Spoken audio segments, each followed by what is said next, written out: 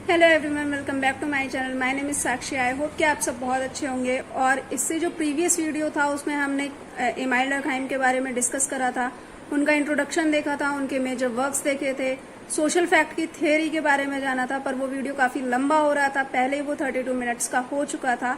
अगर मैं रूल्स भी डिस्कस करती उसमें सोशल फैक्ट्स को ऑब्जर्व करने के, तो काफी लंबा हो जाता वो, तो इसलिए मैंने ये दूसरा पार्ट बना दिया है। इसमें हम रूल्स डिस्कस करेंगे कि कैसे हम ऑब्जर्व करेंगे सोशल फैक्ट्स, कैसे हम नॉर्मल और पैथोलॉजिकल फैक्ट्स हैं उनको डिफरेंशिएट करेंगे, कैसे हम उनका एक्सप्लेनेशन करेंगे, और भी बहुत कुछ। और इसमें हम देखेंगे क्रिटिसिज्म की कौन से सोशियोलॉजिस्ट थे जिन्होंने क्रिटिसाइज करा था इमाइल डर्कहाइम को। तो बिना कोई देर किए शुरू करते हैं। उससे पहले मैं आपको बता दूं कि आप प्लीज मुझे इंस्टाग्राम पर भी फॉलो कर ले, वहां पर आपको अपडेट्स मिलते रहेंगे, शॉर्ट नोट्स मिल जाएंगे और पीडीएफ आपको मिलेगी मेरे टेलीग्राम चैनल पर। तो वहां पर भी मेरे चैनल को सब्सक्राइब करना मत भूलिएगा। और मैंने वीडियोस डालने स्टार्ट कर दिए हैं। अब मैं थिंकर्स डिस्कस करूंगी और आई होप कि आपको अभी भी चीजें वैसे ही समझ में आ रही होंगी जैसे पहले समझ में आती थी। तो चलिए शुरू करते हैं।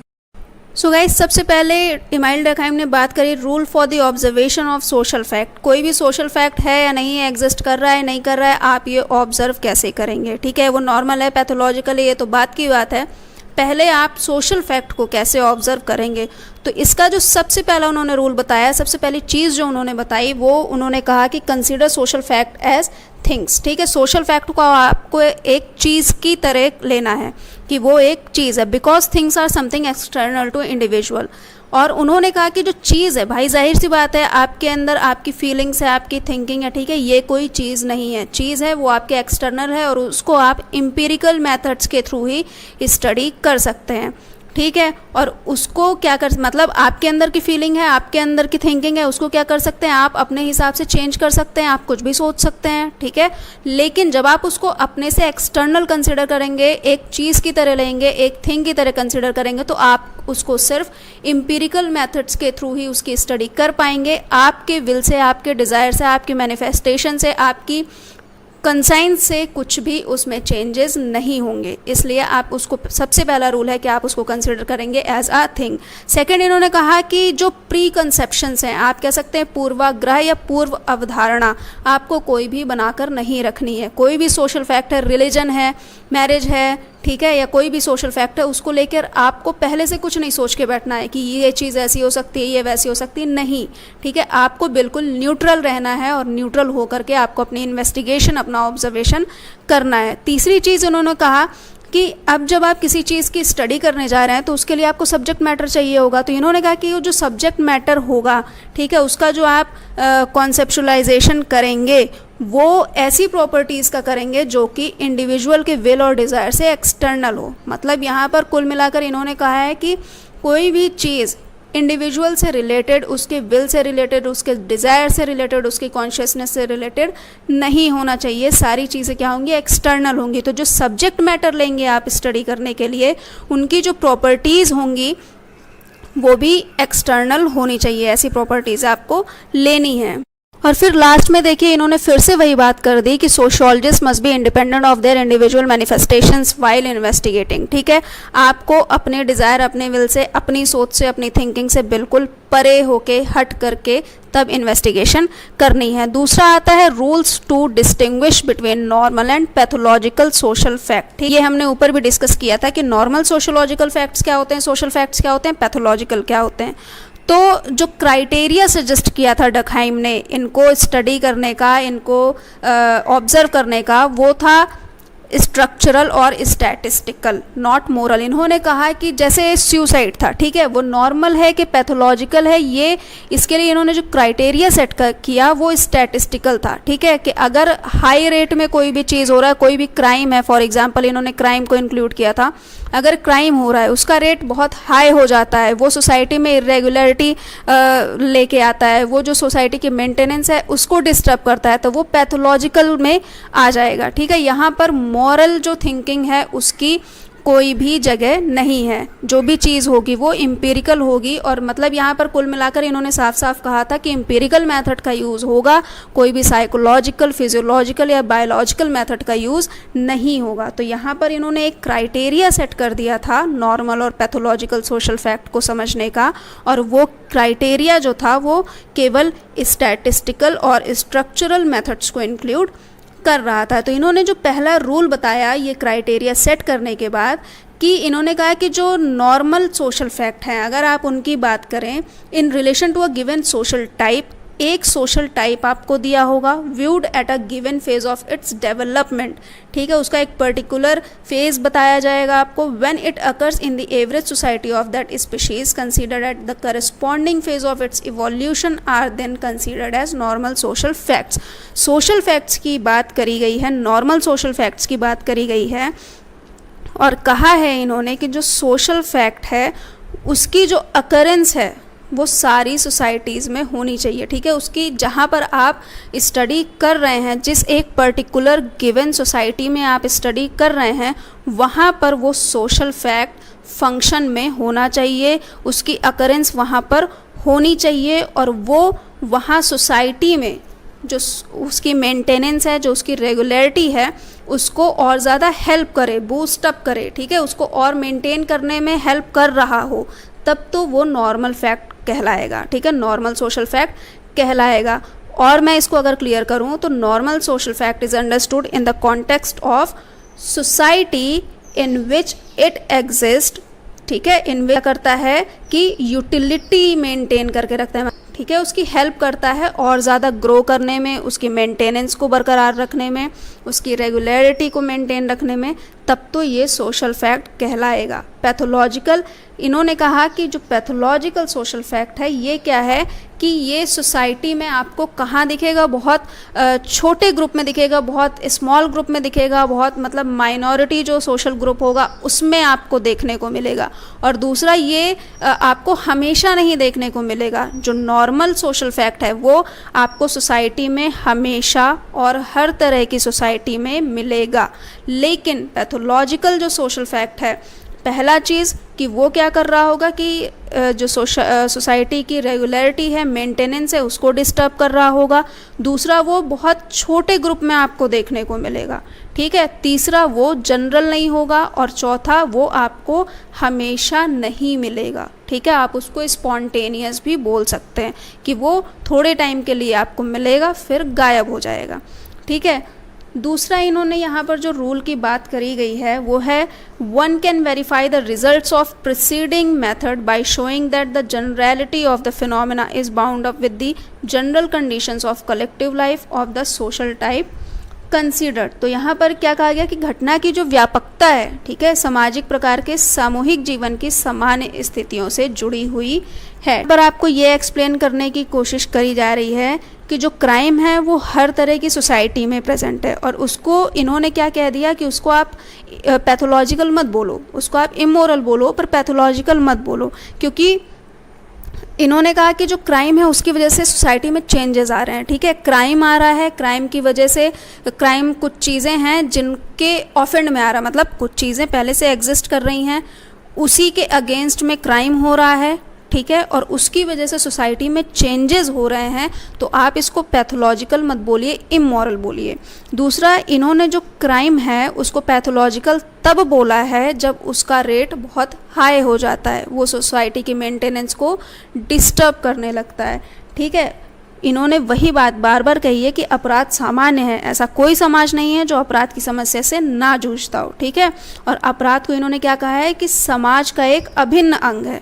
इन्होंने ये नहीं कहा, इन्होंने क्राइम को सपोर्ट नहीं करा कि नहीं अभिन्न अंग है और मैं क्राइम की साइड ले रहा हूँ, क्राइम के सपोर्ट में हूँ, लेकिन इन्होंने ये कहा कि जो क्राइम है, इन्होंने अपने स्टेटमेंट में, अपने आर्ग्यूमेंट में ये चीज़ कही कि जो क्राइम है वो सोसाइटी में ना मेंटेनेंस बरकरार रख रहा है और सोसाइटी में चेंज ज़रूरी होता है, ठीक है। तो उसके लिए क्राइम बहुत ज़्यादा यूज़फुल है। फिर इन्होंने ये यहाँ पर एक स्टेटमेंट दी और यहाँ पर इन्होंने ये कहने की कोशिश की है। तो यहाँ पर जो इन्होंने एक लाइन कही ना कि ये जो फिनोमेना है ये जनरलिटी से मतलब जो जनरल कंडीशंस हैं लोगों की उससे बाउंड अप है। तो इन्होंने यहाँ पर यही चीज़ कहने की कोशिश करी है कि अगर सोशल फैक्ट आपको हर सोसाइटी में दिख रहा है, ज़्यादा लोगों के बीच में दिख रहा है, ठीक है, लार्ज ग्रुप में दिख रहा है, तो वो नॉर्मल कंसिडर होगा। वहीं पर अगर वो आपको माइनॉरिटी में दिख रहा है, ठीक है, स्पॉन्टेनियस है, तो वो पैथोलॉजिकल होगा। यहाँ पर इन्होंने ये वेरिफिकेशन का एक तरीका बताया और वो ऐसे बताया। तीसरा यहाँ पर दिया हुआ है, this verification is necessary when the fact in question occurs in a social species which has not yet reach the full course of its evolution. इन्होंने कहा कि कोई एक स्पीशीज़ है जो पूरी तरह से जिसका इवोल्यूशन नहीं हुआ है, वहाँ पर आपको सोशल फैक्ट की क्या बोलते हैं जानकारी चाहिए, वहाँ पर आपको सोशल फैक्ट के अकरेंस का ऑब्जर्वेशन करना है। उसके लिए ये जो वेरिफिकेशन है ये बहुत ज़रूरी होता है। तीसरा अब आता है हमारे सामने, rules for the classification of societies, construction of types and species.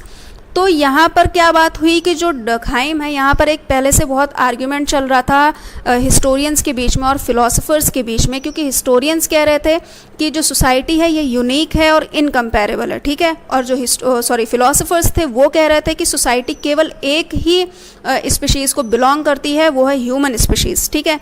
और डर्कहाइम क्या कह रहे थे कि ये टाइप बताएंगे सोसाइटी की। तो हिस्टोरियंस ने कह रखा था कि भाई सोसाइटी यूनिक है, ठीक है, और ये इनकम्पेरेबल है, तो आप टाइप्स कैसे बताएंगे। फिलोसफर्स कह रहे थे कि जो सोसाइटी है वो केवल एक स्पीशीज़ को बिलोंग करती है, वो स्पीशीज़ है ह्यूमन स्पीशीज़, तो आप स्पीशीज़ के टाइप्स कैसे बताएंगे। तो यहाँ पर जो डर्कहाइम है इन्होंने एक इंटरमीडिएट इसके बीच में एंटिटी का पता लगाया। इन्होंने कहा कि unity required by scientific generalization and diversity inherent in the facts. उन्होंने कहा कि मैं जिस सोशल फैक्ट की बात कर रहा हूँ या करने जा रहा हूँ या बता रहा हूँ, उसमें यूनिटी और डाइवर्सिटी आपको दोनों चीज़ें मिल जाएंगी। हमें जब साइंटिफिक स्टडी होती है किसी चीज़ की, तो उसके लिए हमें जनरलाइजेशन की ज़रूरत होती है। जैसे आपका ग्रेविटेशनल फोर्स की बात कर लें आप, कि वो हर जगह होगा, जनरलाइज्ड है, ठीक है। और उसके बाद क्या होता है, जब यहाँ पर डाइवर्सिटी की भी बात करी, तो इसका मैं बहुत ईजी सा एग्जांपल देके आपको समझाती हूँ कि जनरलाइज्ड फॉर्म में आपको चीज़ कैसे मिलेगी कि एक इंसान है तो उसके हाथ होंगे, ठीक है, हाथ है, जनरल चीज़ है, सबके पास होंगे, दो होंगे। अब इसमें डाइवर्सिटी कैसे मिलेगी आपको, वो छोटा हो सकता है, बड़ा हो सकता है, सॉफ्ट हो सकता है, हार्ड हो सकता है, ठीक है, उसके कलर में डिफरेंसेस हो सकते हैं, डाइवर्सिटी हो सकती है। लेकिन जो जनरलाइजेशन था वो क्या था कि हाथ है, सबके पास होता है, ह्यूमन बीइंग है तो उसके हाथ भी होंगे, एक्सेप्शंस को छोड़ दीजिए, है ना। कुछ लोग कमेंट करने आ जाएं कि किसी का नहीं हो तो, ठीक है, तो ये सारी चीज़ें मत करिएगा। मैं एक जनरल सी बहुत सिंपल सा एग्जांपल ले रही हूँ ताकि आपको चीज़ समझ में आ जाए। तो वही चीज़ यहाँ पर डर्कहाइम ने भी बोलने की कोशिश करी है कि आप लोग सही कह रहे हैं, ठीक है, आपकी बात अपनी जगह पर सही है, लेकिन जो सोशल फैक्ट्स हैं, जो डाइवर्सिटी है और जो जनरलाइजेशन है, जो यूनिटी है, वो इसमें लाए करती है। Durkheim uses the term social morphology, ठीक है। सोशल मॉर्फोलॉजी मैंने पहले भी डिस्कस करा था, ये बायोलॉजी की एक ब्रांच कंसीडर करी जाती है जो कि स्ट्रक्चर से और फॉर्म से जिसका ताल्लुक होता है, आप कह सकते हैं, ठीक है। ये स्ट्रक्चर्स की और फॉर्म्स की बात करती है।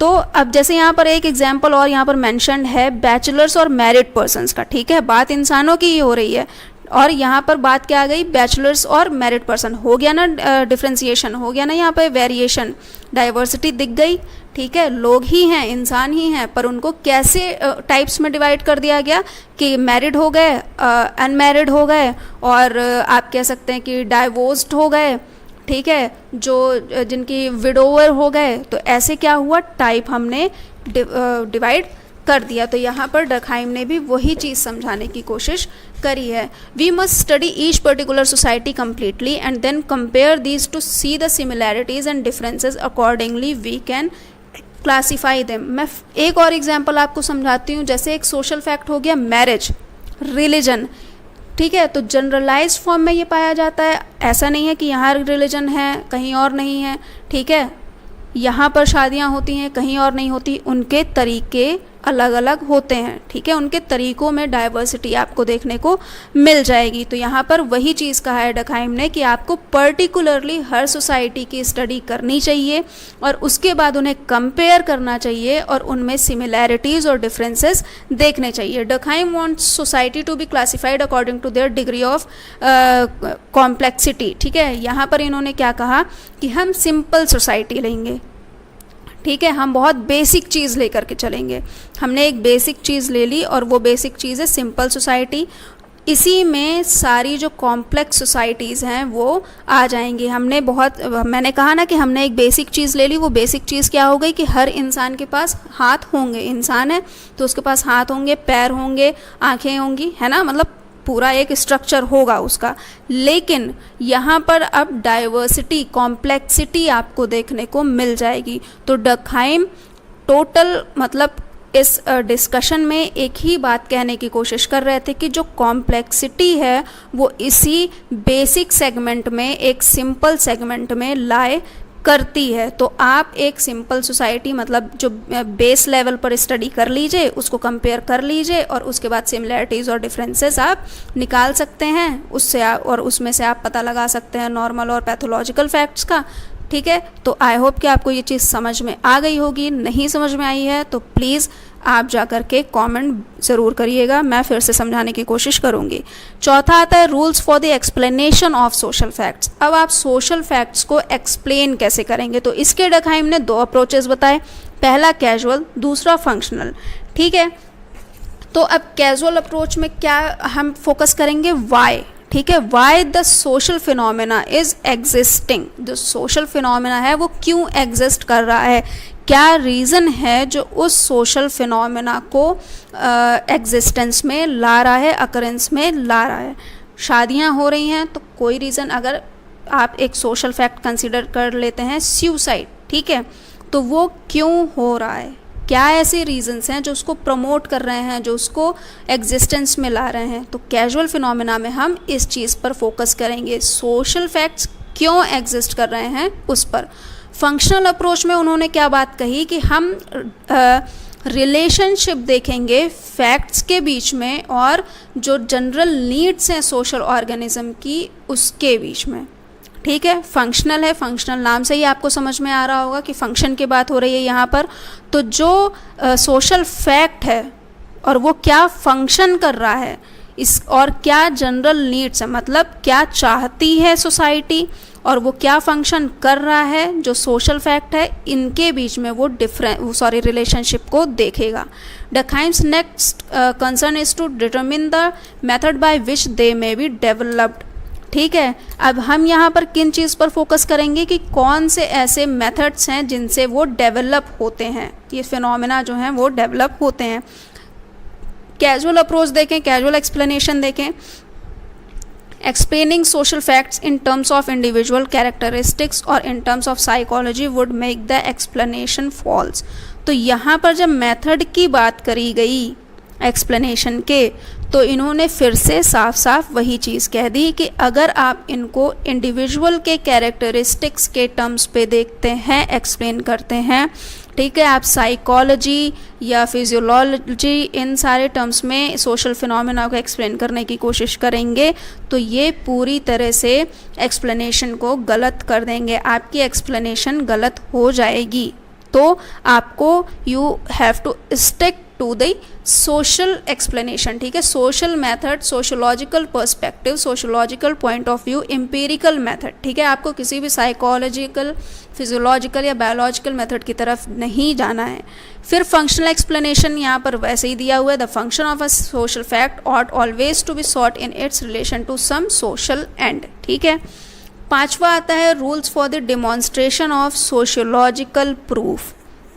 डिमॉन्स्ट्रेशन कैसे करेंगे आप, ठीक है, उसको प्रदर्शित कैसे करेंगे, यहाँ पर उसकी बात की गई है। तो डकहाइम ने यहाँ पर सीधे सीधे एक चीज़ बोल दी है कि उन्होंने यहाँ पर जो मिल्स ने अपनी लॉजिक एक शायद बुक दी थी उसे काफ़ी अप्रिशिएट किया इन्होंने, और इन्होंने उनसे कॉन्कोमिटेंस वेरिएशन का जो मेथड था उसको लिया और इन्होंने यहाँ पर एक्सप्लेन करने की कोशिश करी है कि हम कंपैरेटिव मेथड से इसका डेमोन्स्ट्रेशन करेंगे। इन्होंने एक मेथड, एक ही अप्रोच पर ज़्यादा जोर दिया और वो है क्या, कंपैरेटिव मेथड। ठीक है, कंपैरेटिव मेथड में भी इन्होंने जो इंक्लूड किया वो था कॉन्कोमिटेंस वेरिएशन। नहीं, कॉन्कोमिटेंस का मतलब मैं आपको क्लियर कर दूं कि ये क्या करता है, एक कैजुअल कनेक्शन का पता लगाता है दो कंडीशंस के बीच में। ठीक है, उनके जो वेरिएशंस होते हैं उनको ऑब्जर्व करके ये एक उनके बीच में रिलेशनशिप बताता है। ठीक है, तो यहाँ पर डखाइम ने कहा कि हम कंपैरेटिव मेथड का, कॉन्कोमिटेंट वेरिएशन मेथड का यूज़ करेंगे ये पता लगाने के लिए कि क्या एक सोशल फैक्ट दूसरे सोशल फैक्ट के लिए रिस्पॉन्सिबल है। ठीक है, आप आगे ये चीज़ अब पढ़ लीजिए। मैं उम्मीद करती हूँ कि मैंने जो समझाया है वो आपको समझ में आ गया होगा। बहुत ज़्यादा बर्डन लेके मत पढ़िएगा, ठीक है, आराम से पढ़िए। इसके बाद हम क्रिटिसिज्म देख लेते हैं और क्रिटिसिज्म में सबसे पहले मर्टन की बारी आती है। ठीक है, मर्टन ने यहाँ कहा कि discarded the universalistic and general theories and recommended middle range theories. तो भाई यहाँ पर तो बिल्कुल ही अलग चीज़ हो गई कि मर्टन ने मिडिल रेंज थ्योरीज की बात कर दी। किसी भी यूनिवर्सलिस्टिक थ्योरी की बात उन्होंने या मतलब किसी भी माइक्रो या मैक्रो लेवल की थ्योरी की बात करी ही नहीं, उन्होंने सीधे सीधे अलग ही एक फिनोमेना दे दिया। वेबर ने कहा कि social fact lie inside an individual and their influences are on the basis of individual's own interpretation of social fact. इन्होंने भी बिल्कुल अलग चीज़ कह दी कि डखाइम पूरे टाइम कहते रहे कि इंडिविजुअल्स का कोई लेना देना नहीं है सोशल फैक्ट से, सोशल फैक्ट्स का कोई लेना देना नहीं है इंडिविजुअल की थिंकिंग से, उनकी कॉन्शियसनेस से, उनकी मैनिफेस्टेशन से। लेकिन यहाँ पर इन्होंने क्या कह दिया कि नहीं, जो सोशल फैक्ट्स हैं वो लाई करते हैं कहाँ, इनसाइड एंड इंडिविजुअल। मैंने कहा कि consider that Durkheim is more concern about making a society rather than describing a methodology for it. इन्होंने कहा कि आप सोसाइटी के मेंटेनेंस पे ज़्यादा फोकस कर रहे हैं, मेथड्स पर उतना ध्यान नहीं दे रहे हैं। रेमंड एरॉन ने कहा कि Durkheim use the term constant in a very vague sense. इन्होंने कहा कि डखाइम ने जो कॉन्स्टेंट वर्ड का यूज़ किया है, इससे पहले वाला वीडियो देखा है तो हमने उसमें एक कैरेक्टरिस्टिक पढ़ा था इसका सोशल फैक्ट का, कॉन्स्टेंट, यानी कि ये क्या करता है, कोअर्सिव होता है। ये क्या करता है कि खुद को असर्ट करता है। अगर आप नहीं मानते हैं तो ये आप पर खुद को असर्ट करता है। अगर आप कोई चीज़ नहीं करना चाहते हैं तो ये कराता है, आप करना चाहते हैं तो मे बी ये नहीं करने दे सकता है आपको। तो इन्होंने कहा कि डखाइम ने ना उस चीज़ को, उस वर्ड को, कॉन्स्टेंट को ना बहुत भद्दे तरीके से इस्तेमाल किया। भाई जाहिर सी बात है, हम पढ़ रहे हैं और आप एक बहुत बेसिक लेवल पर सोच के देखो कि मैं आपसे कह रही हूँ कि कोई एक ऐसी चीज़ है जो आप जो चीज़ नहीं करना चाहते वो आपसे करा लेगी और जो आप करना चाहते हो वो आपको नहीं करने देगी। तो ऑब्वियसली आपको कहीं ना कहीं ये चीज़ लग रहा हो ना कि यार ये तो सही चीज़ नहीं है। ठीक है, ये हम पर क्या कर रही है, फोर्सफुली हमसे कोई चीज़ करा रही है। तो यहाँ पर रेमंड एरन ने वही चीज़ कही कि इन्होंने बहुत गलत सेंस में यहाँ पर कॉन्स्टेंट का यूज़ किया। कोजर ने कहा कि Durkheim's theory of social fact completely ignores the importance of individual and places too much importance to society. तो अगर आपने पहले वाला वीडियो देखा है तो उसमें हमने डिस्कस किया था कि डखाइम ने कहा कि समाज ही सर्वोपरि है, society is prior to individual, समाज ही सब कुछ है, सोसाइटी इज़ गॉड। ठीक है, इस टाइप से इन्होंने कहा था। तो यहाँ पर कोजर ने वही चीज़ कही कि इन्होंने सारी इंपॉर्टेंस किसको दे दी, सोसाइटी को। जबकि कुछ सोशियोलॉजिस्ट हैं जो कहते हैं कि अगर इंडिविजुअल्स हैं तो सोसाइटी है, ह्यूमन बीइंग है तो सोसाइटी है। ठीक है, ह्यूमन बीइंग से ही सोसाइटी का निर्माण हो रहा है, सोसाइटी बन रही है, उनके इंटरेक्शन से ही सोसाइटी बन रही है। लेकिन यहाँ पर इन्होंने, डखाइम ने बिल्कुल अलग बात कह दी। इन्होंने कहा कि society is prior to individual. तो कोजर ने यहाँ पर उसके लिए इन्हें क्रिटिसाइज करा। लास्ट यहाँ पर है H.E. Barnes. Durkheim has not made it clear anywhere as to what he means by the term thing in context of social fact. The term can mean many things to many people. तो यहाँ पर वही बात हो गई कि thing, इन्होंने कह तो दिया कि आप उसको एज अ थिंग कंसिडर कर लो, पर बार्नेस का कहना है कि उन्होंने यहाँ पर कोई किस कॉन्टेक्स्ट में कहा है कि हम थिंग किस कॉन्टेक्स्ट में समझें, किसी सोशल फैक्ट को हम कैसे थिंग समझें, इन्हें कुछ और एक्सप्लेन करना चाहिए था। और थिंग से तो हम बहुत सारी चीज़ों को रिलेट कर सकते हैं, है ना। The term can mean many things to many people, अलग लोग अलग तरीके से सोच सकते हैं। तो यहाँ पर इन्होंने इस चीज़ के लिए इन्हें क्रिटिसाइज़ करा था। किस चीज़ के लिए करा था कि इन्होंने सोशल फैक्ट को थिंग कहा और किस कॉन्टेक्स्ट में कहा, किस सेंस में कहा, ये एक्सप्लेन नहीं किया। ठीक है, तो that is it for this video. I hope कि आपको सारी चीज़ें समझ में आई होंगी। मैंने बहुत कोशिश करी है कि मैं आपको इसको इजी वे में आराम से समझा सकूं। तो आई होप कि आपको समझ में आ गया होगा। नहीं आया तो आप बेशक कमेंट करके पूछ सकते हैं, मैं कोशिश करूंगी कि आपको बता पाऊँ। नोट्स मैंने टेलीग्राम पर शेयर कर दिए हैं, आप